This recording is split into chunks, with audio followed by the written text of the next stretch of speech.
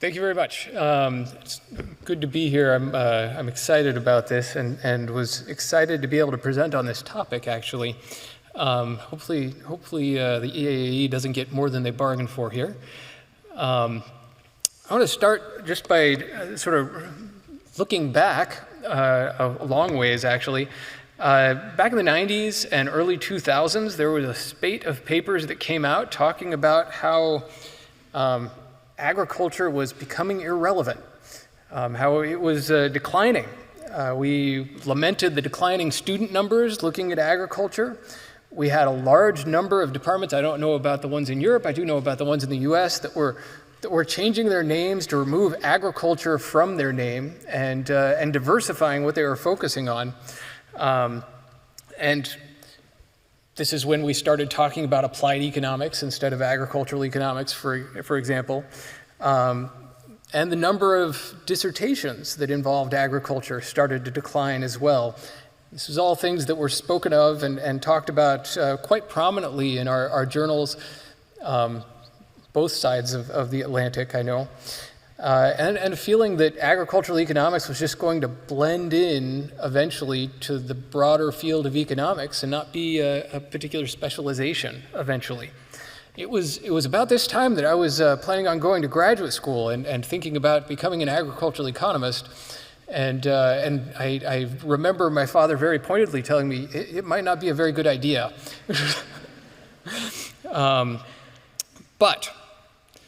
But if you look at sort of what's happened since the late 2010s, at very least, everything is agriculture. This situation has flipped entirely on its head. There are a lot of different problems, major problems throughout the world that are connected to agriculture, and it's become something recognized broadly, both within our field and outside of our field, among policymakers and so on. Really, it started with activists really thinking about our food system and wanting to change it dramatically to address this wide range of issues that we're facing. And then futurists got in on it and started thinking about, well, what does the future of food and agriculture look like in the world? Government and the UN and different bodies like that have gotten into making declarations, making proclamations about what it is we need to change and how. Industry as well, we've heard quite a bit from them. And finally, massive groups of academics making these claims that it is necessary for us to change and to completely transform our food system in order to address this wide range of issues, because all of these issues intersect in agriculture. In what it is we're specialized in, right? Prominent examples that you would be familiar with are the Lancet report. We had 37 scientists that came out and were advocating for this type of transformation. The UN Food System Summit in 2021 did something very similar. All of these were aimed at very dramatic change in our food system transformations that would affect the lives of virtually every person on the planet in some way, which is quite an interesting thing. It's not every day you propose that sort of change, I guess I would say. At least I hope not. And before either of those, you also had the Global Burden of Disease group that had been looking into obesity and issues like that and how that related to the food system. So what are these big issues that I'm talking about? Well, the big issues that we often identify with this sort of effort range from climate change, pollution, poverty, obesity, hunger, sustainability. It's really all of the massive issues you hear about around the world. We might refer to these as grand challenges. In fact, many have referred to them as grand challenges. In climate change, agriculture is seen both as a contributor and also a potential solution. As we see, I think it's about a fifth of greenhouse gases is estimated to be generated through agriculture, and most often we sort of focus on animal agriculture in that respect.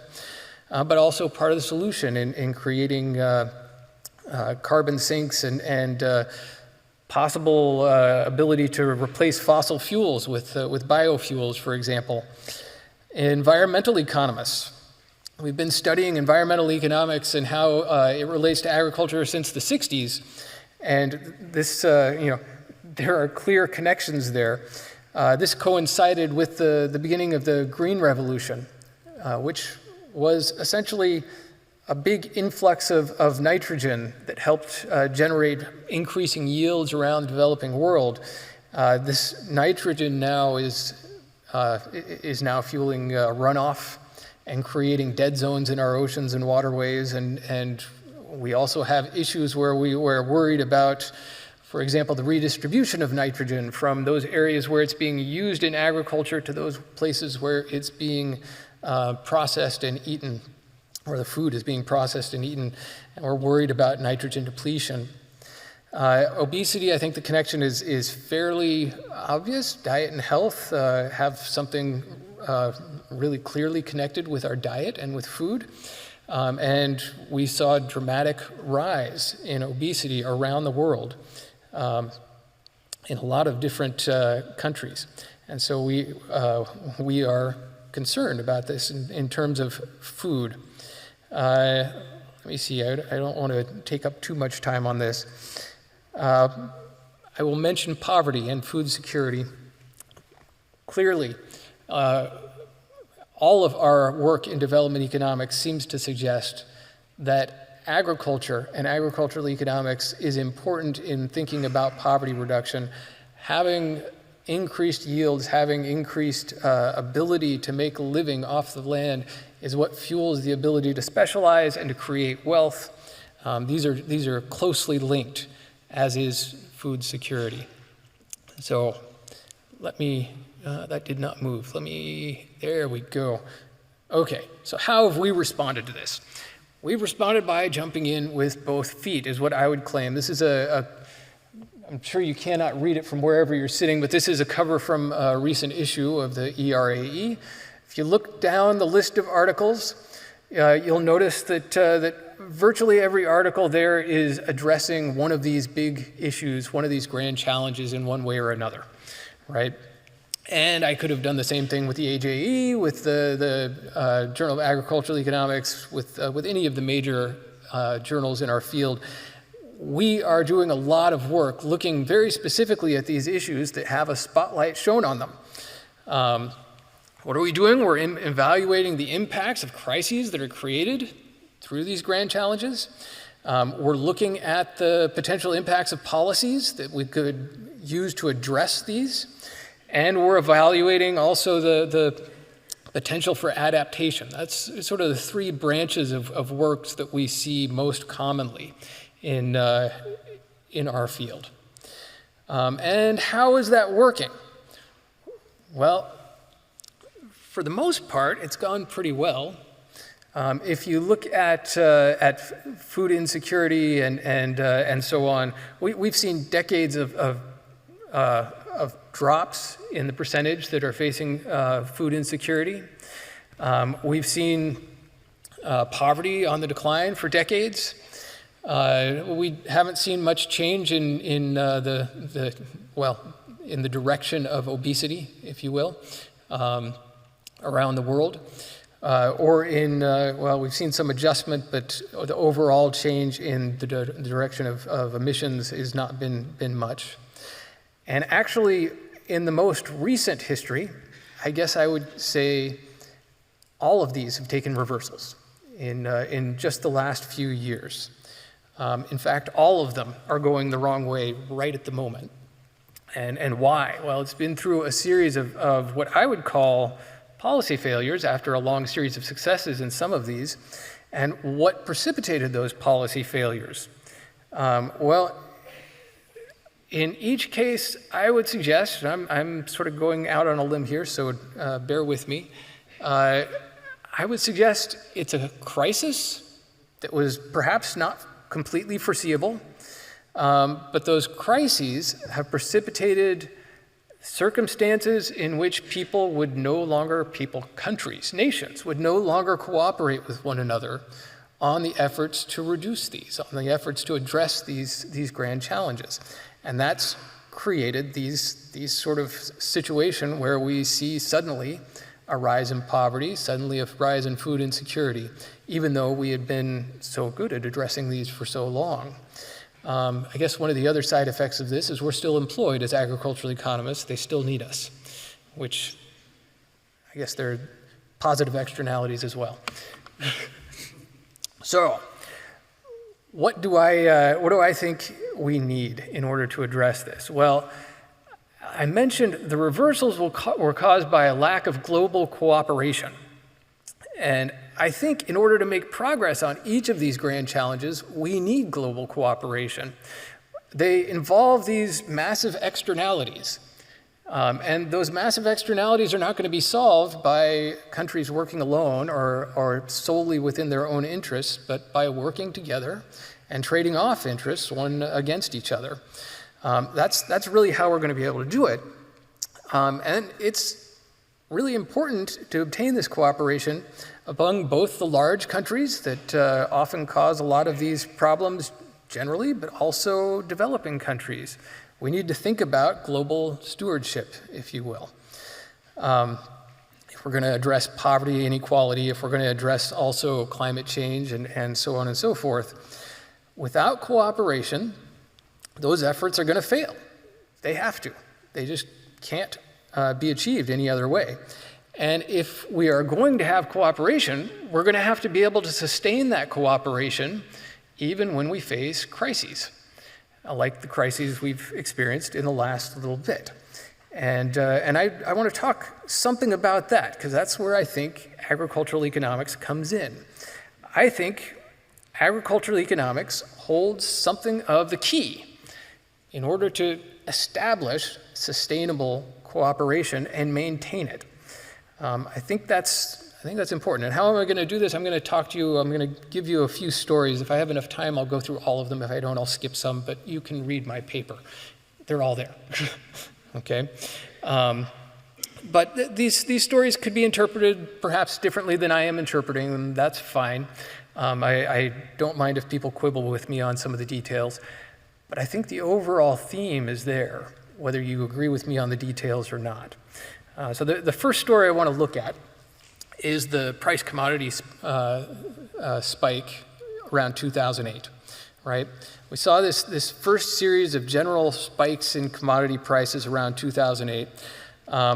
First spike really hit corn in 2007, quickly spread to wheat, then soybeans and rice, and led to a dramatic spike in 2008. All of these prices rose by something like about 200%, which is noticeable, okay? That's big. How did this impact us? Well, we saw a lot of different ways in which havoc was sort of wreaked around the world. Vietnam quickly banned exports of rice, one among many, who ended up cutting trade in response to this price spike to try and mitigate what was going on domestically, abandoning free trade in many instances. And the decreased trade not only increased the prices of these crops locally in several different places, which affected food security, but it also increased the environmental costs of producing, because now we are not producing on the most productive land to generate the food that is feeding everyone in the world. The price spikes, we saw an increase in the number who were food insecure by about 75 million, spread throughout Asia, Africa, North and South America. We saw food riots. This is just one example of a map showing where some of these food riots occurred. And high prices, instability, it led to the downfall of at least one government. So these were massive and major sort of impacts. Causes of the price spike are debated, but I would contend are somewhat obvious, despite being debated. There are some who claim that these were caused by a perfect storm of coincident weather, preferences of Chinese consumers for meat changing over time, and biofuel policies, by the way. In fact, those weather effects were fairly mild. They were things that were not unprecedented. The changes in consumer preferences were slow over time and predictable, and have been sustained and haven't receded, despite the fact that prices fluctuated again pretty dramatically. But the biofuel policy was something new, and what I would claim is the culprit. What you're seeing here on your screen is, if we took the basic economics of production of biofuels, and we suppose a break-even price for ethanol relative to corn, based on the transformation of the oil market price. In other words, the energy equivalent price for corn. That red dotted line is the lowest price we should see for corn.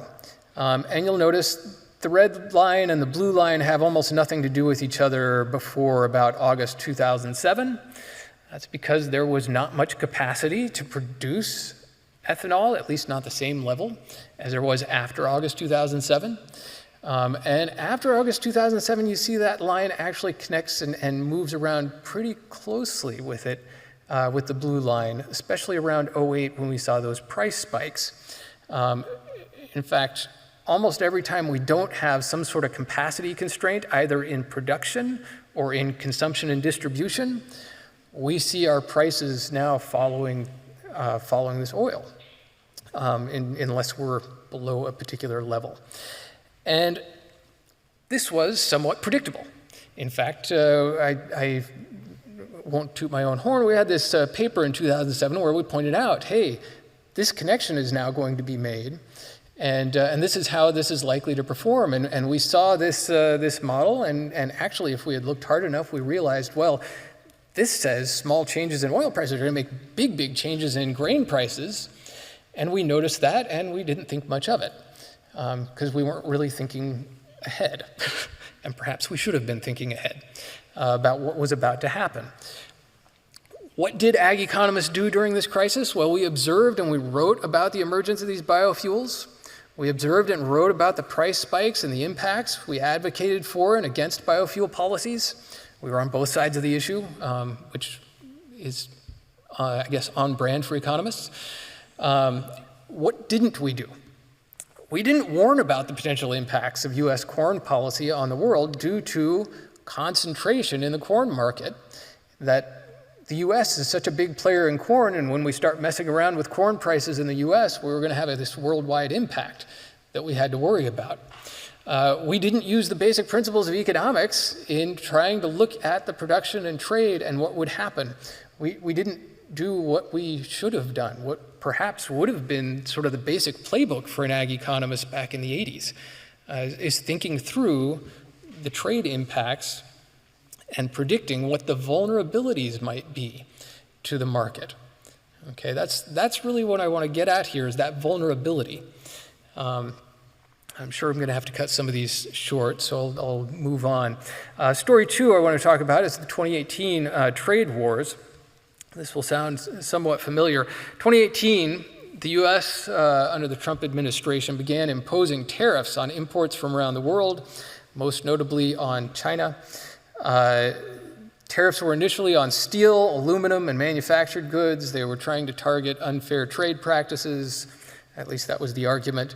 And the response was perhaps predictable. They imposed retaliatory tariffs on the U.S., mainly on their agricultural exports, impacting agricultural and food markets worldwide, right? And we saw massive amounts of research by ag economists on this trade war, work examining the fallout, and I can't summarize all of it. You can see there's a long list of some of these articles over here that I pulled out of, this annual review article. Very good summary, by the way, a good place to start if you were interested. Some of what we see from this, there's a dramatic rise in input prices in China. that led to higher prices in poultry and pork, and again, caused some problems with food security. There was increased food insecurity as general commodity prices rose in all nations. And we again saw this increase in the environmental burden of production when trade starts to break down. Turmoil in supply chains and, well, perhaps not the biggest of problems, there was a decline in farm income in the US. What was the cause? Again, we had this concentration in consumption markets and a concentration in agricultural production in the US that made these things attractive targets for those who wanted to wield political power in some way. And we had the neglect of a political class within the US that made this something they wanted to accomplish, some lever they wanted to use. I don't know that I want to harp too much on the political aspects of this, although I think they're important. But I think the economic aspects are things that we should have been concerned about. The concentration we saw and the increasing concentration we saw made us vulnerable to this type of power play. It made the world vulnerable to it. Again, what did ag economists do? We observed, we wrote about the trade wars, wrote about the impacts, we advocated for reduced trade barriers generally, and we had been doing that for, 40 years or more at that time. We didn't warn about the potential political weaponization of this concentration in agriculture with the US trading partners. We didn't warn about the threat of concentration in US agricultural production and the potential to cause instability when this type of trade war would eventually start. Because if you have that much concentration and you have people who are interested in political power, it's probably almost inevitable it's going to happen. And I would claim also, I had at least one conversation with a Nobel laureate that backs me up on it. We hadn't seriously examined the potential fallout from free trade when we create these political outgroups, the people who are the losers from global trade. And that's something we should probably take a look at, given how important it is. Okay, story 3. These stories are speeding up, trust me. Story 3, the pandemic turmoil. I probably don't need to rehash too much of what happened here. I think you remember it. We had this virus spreading all around the world, large parts of the economy shut down. All of us were on Zoom. We couldn't see each other, couldn't do things that we normally would do. Made for a huge problem with distribution. We had stockouts, we had panic buying. The shutdowns affected dramatically the supply chains around the world, which did end up creating food insecurity and did end up having, again, this problem of now having inefficient production to manage what we weren't able to accomplish through normal trade, right? There's some indication, if I can get my notes up here, some indication, right, that while our borders were shut down, we saw a result of this pandemic is about 150 million people who were pushed into food insecurity over the course of the pandemic. Numbers are actually pretty wobbly, so I don't know how much stock I want to put in those numbers, but it sounds like it's a reasonable number. 150 million with a baseline of 570, that's pretty substantial. Poverty also seems to have increased, although again, the numbers are a bit wobbly. There were some countries that were successful in actually maintaining their food security levels through massive redistribution efforts and food aid, although it does look like they were not uniformly successful. For example, in the US, we maintained about the same level of food security, but we did it by increasing the food security among our adult population and decreasing our food security among our child population, which is probably not what we wanted to do. It's just how it happened, right? Hardest hit were the developing countries that rely on imports in particular, where they saw sharp declines. Okay, so borders shutting down, right, things like that to reduce disease spread, that was probably necessary. I mean, there's, of course, plenty of debate on what measures were necessary and what weren't, and which were inappropriate, which I don't particularly care about right now. But there were some preventable issues, things that we could have identified beforehand, right? Particular, a lot of those supply chain issues. Those supply chain issues, much of the time, were arising due to poor management, due to the overuse of what we call just-in-time supply chains, and supply chains that were designed without thinking too much about risk and vulnerability. Again, places where we might be able to serve quite a role in thinking about. We've had quite a history of thinking about risk generally, and this would be just an application of it, right? Okay, I won't go through all of these. We've seen the work on this, but I do think there was actually a little bit of work talking about just-in-time and its potential problems, but we didn't really focus very much on it until after this turmoil, and the welfare analysis has never been done to look at what is the policy implication of that vulnerability. We didn't look at how robust those supply chains were and what the implications were, what we should have been advising our policymakers to do to prepare for whatever the turmoil might be or whatever the crisis might be. Okay, how am I doing on time? I've got 10 more minutes? Okay, good. Very good. I will zoom through my last story. 2022, Russia invades Ukraine, of course, for the second time. This was an escalation of what happened in 2014 when they invaded Crimea. And we know the conflict has taken thousands, tens of thousands of lives and continues to roil. So what's the issue here? Well, Ukraine's wheat exports were immediately threatened, and we saw a 34% increase in global wheat prices as a result. This was particularly a burden for North Africa, which relies on cheap imports from Ukraine. 30 countries then ended up banning exports of wheat in response to this. We heard just a little bit of this in the questions earlier. This felt a lot like 2008, right, in some ways. And of course, all of this that I'm citing right now was before the fallout from the broken wheat deal that I don't know if anybody really believed in to begin with. Russia was clearly using this sort of concentration in the wheat market as a fulcrum to try and get leverage, and not just the wheat market, but also oil markets. They were using concentration, economic concentration in resources and ag in order to try and wield political power on a world stage.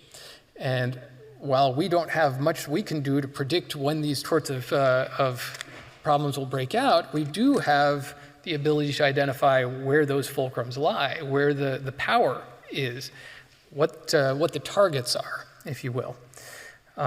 Much of Europe had grown to rely on Russian oil, and this caused no small substitution to coal and to other sorts of energy sources, leading to issues with increasing CO2 emissions and abandoning targets that had been made, if you will, in terms of trying to address global climate change. I am going to zoom and finish this. So, what did we do? We observed again, we wrote about it, we talked about it, we examined policy implications. We actually, in this case, did identify the concentration in the oil markets that were creating a risk. We didn't really talk a whole lot about it, but we knew it was there. What we didn't do, we didn't identify this potential risk from the concentration in wheat and what the fallout was likely to be and what this vulnerability was, right? And so this this set of stories, and I could go on with more if you wanted, creates this stylized pattern that there's this crisis. And the crisis may be politically motivated, but it may be something else, right? I don't anticipate that we'll ever find that that COVID-19 was politically motivated. It was just going to happen. But we have a crisis, and that crisis comes. Concentration in the commodity or production or consumption ends up being some piece of this crisis, and creates some of the fallout from this crisis that leads to a breakdown in this international cooperation in some way, and this backsliding in all of these grand challenges that we're working on, right? And that's the pattern I would really want to get at, because while we don't have much chance of predicting the first part of that pattern, we have a lot of tools at our disposal to think about that second part of the pattern, right? Oh, wow, it's an animated slide. Apparently animated without, okay, fine, without any points on it. I will just say, right, I don't want to sound like I'm advocating for predicting political problems and getting into the realm of political science. I don't think that's our job. What I do want to sound like is that we should be using our work, or at least a portion of it, not just to look ex post or sort of, hermetically sealed from the world at these sort of esoteric problems, but we should be looking at the vulnerabilities and looking forward to how you can actually create the types of coalitions that would be necessary to address these things. We know what types of things can threaten that coalition and that cooperation, and we need to develop the tools to start talking about those, right? And what would that look like? It would require us to be more than just reporters, but really to refocus our policy efforts on being more sort of forward-looking policy-wise, and advising where policies are likely to break down. What are the biggest threats to those policies and that cooperation? And thinking very hard about diversification in production and diversification in consumption as well. Okay, so things we would need to examine: regional dependence on concentrated supply, global concentration in consumption, supply chain choke points. We already have some people who are starting to look at those sorts of issues, but not in a systematic way. Concentration in markets and control of trade routes, something that was not mentioned in anything I did thus far, but I think is important, and probably that there are other things that needed to be added to this list.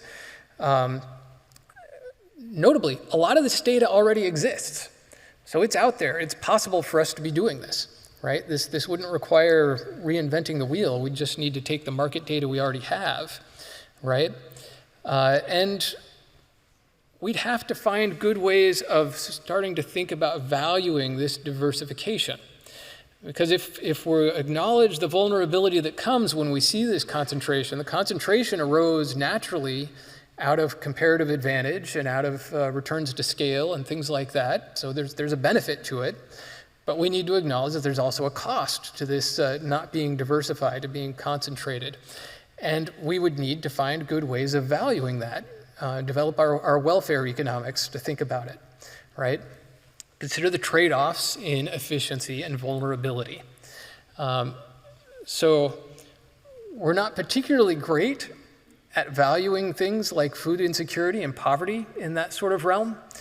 That is something we would have to think about, and how we would put it together. That would require some new innovation, and trying to account for those.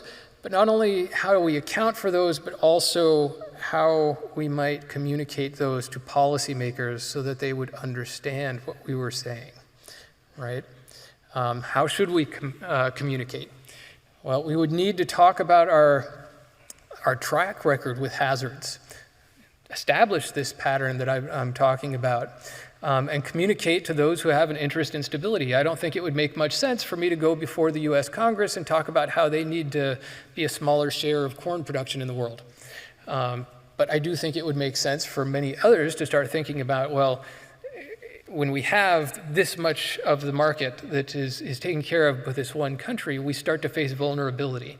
And so it's in the interest of others to start thinking about what they can do to transform that market into something that is more stable and less vulnerable. And let's see, looking at time, and I want to get through the end of this, so I'm going to skip ahead a bit. I just want to mention one bit of institutionalizing this. Right now, we have many different institutions that put out agricultural outlook forecasts, forecast production for the coming year. Those are done specifically for producers and for traders and for policymakers and so on. I think a similar sort of effort might be really useful, although we wouldn't need something maybe quarterly, maybe something much more like every couple of years we start evaluating and figuring out where our vulnerabilities really are. Groups like FAO and IFPRI should be thinking about this. Also groups like CARD, I think we have a CARD representative here as well. This should really be in their wheelhouse, thinking about these types of vulnerabilities and how to avoid them and when we should be raising this sort of red flag. I just want to finish by saying addressing these grand challenges does require international cooperation, and the connectedness and concentration of our markets makes agricultural markets susceptible to manipulation in ways that I think are somewhat predictable. We don't need to predict the crises, but we can examine the vulnerabilities. And by examining the vulnerabilities, we might be able to start advising policymakers better on how to create ways to address the grand challenges that will be sustainable over the long term. I don't think we can do it with simple and static analyses like we've been using. It needs to be much more proactive and forward-looking, a little bit different than what we have been doing. And I will quit there. Thank you.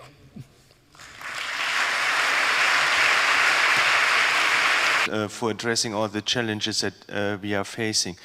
Now, one of the issues that we are recently facing, not only recently, but that has emerged over, let's say, the past decade, that not everybody is interested in international collaboration. That some groups see the views, for example, that the European Union is expressing, or that United States or the Western world is expressing as an infringement on their own cultural understandings and values. We have seen with the recent meeting of the BRIC countries that a somewhat larger group of countries is emerging that not necessarily shares the views of the Western world in quotation marks. So how do you look at these kind of challenges where not everybody is really interested in international collaboration, and how we as agricultural economists should respond to such kind of changes that we observe? Thank you. So that's a tremendously good question, and I don't know that I can pretend to answer fully. I do think we have a role in that some of the big pushback against these are questions of self-interest. Right, and so let me compare that to the free trade arguments that were made in the 80s, right? We pushed free trade because we had these wonderful welfare models that told us it was going to increase overall productivity and average incomes and so on. But increasing average incomes didn't mean it was going to help everybody, right? I think part of the issue is we've got to be spelling out the full consequences of the adaptations and the policies so that policymakers can actually think through those trade-offs and figure out how you not only say, hey, we're going to have out-groups that lose out of this, but other people benefit, so it's okay, but rather say, here's how we can deal with the out-groups or the people who lose because of this, to make it palatable. Because I think most of the pushback is actually just self-interest. And who can blame them, right? So I think we need to be more involved in trying to look at some of those trade-offs. I think, for example, climate policy, if we're looking at policies to address emissions and we are not looking at the impacts, the differential impacts on those in poverty or low income versus high income, I think we're doing a disservice, because raising energy prices has a pretty disproportionate effect on those with low incomes. Okay, one question over there, if you can bring the mic. I don't see anyone else. And a couple over here as well. So I think we have time till 6:30, no more than that, right? Okay. Okay, David, thank you very much. My name is Xiaohua Yu. I'm a professor from University of Göttingen. I have a question. Thank you very much for your nice presentation. So here, I think traditionally we argue about the economics. It's engineering or science. So here, you talk about the policy relevance, because for the policy relevance, it's kind of engineering. But agriculture economics for policy research itself, it's a science. So for your perspective, in this way, we, as the field or as agriculture economists, we should pay more attention to engineering or to science. Thank you. So I was in grad school, and I think it was in my second year, I attended a conference on climate change and adaptation at Berkeley. And one of the scientists got up and just started out their talk saying, well, I'm going to show you all of these predictions just based on sort of current trends, because nobody can write down an equation that's going to tell you what people will do, right? And I think I felt then like standing up and saying, I can, right? This is what we should be doing, is making sure the scientists understand what role we play in this and engaging the science. It takes all types. We need to engage the scientists. We need to engage the policymakers. And actually, that's one of the things I really like about Ag Econ, is it's something that's supposed to bridge those in some way. Okay, so we have, here okay. 2 questions. Maybe we pick up both and then David answers both. Thank you. My name is Christine Wieck from the University of Hohenheim in Stuttgart. And my question also relates to this international cooperation. And I want, first of all, to know, do you mean political international cooperation or research cooperation? And then, when it's about global cooperation, it's not just about the Western world, but in particular, it's about those who are affected by food insecurity, by poverty, and what's your idea how to get those voices to the table, to include them in the cooperation, and in particular, to find the solutions? Thank you. Please, if you can make your question as well. Yes, thank you, Harold Grete from Humboldt University of Berlin. And again, thanks for the thought-provoking presentation. I think somehow I do not agree with your first conclusion, because you make that very large. Addressing the grand challenges requires international cooperation. That's because I'm also somewhat tired of the political dialogue where if I talk to the German government, they say, oh, we cannot do much, we need EU cooperation, we need EU-wide solutions. Then you talk to EU politicians and say, oh, we cannot do that much because we need global cooperation, we need a global trade policy, a global climate policy, and so on. So is this really true? Of course, as much international cooperation as possible, great, but is it not our task as economists to provide policymakers with robust recommendations which they can implement even without waiting for 10, 20, 30 years of more international cooperation? Having international effects in mind, such as leakage, yeah? But a lot can be done nationally or regionally with public money for public goods and so on, without waiting for the big kind of academic global equilibria with perfect policies. Yeah. So, thank you. So, I guess answering the first question, I am talking more about political cooperation or policy-type cooperation rather than research cooperation. Not that I'm against research cooperation, I think it probably takes that too.